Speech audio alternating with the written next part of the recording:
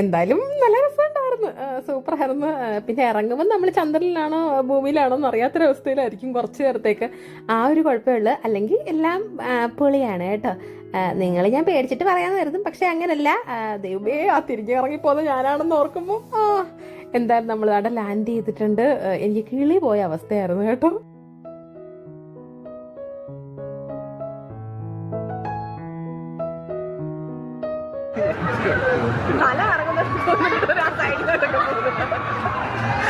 നടന്ന മോളിൽ കയറും അതിന്റെ.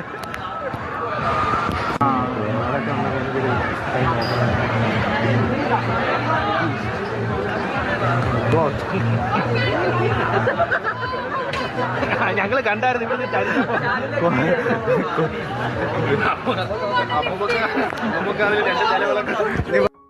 നല്ലപോലെ പേടിച്ചെങ്കിലും അവർ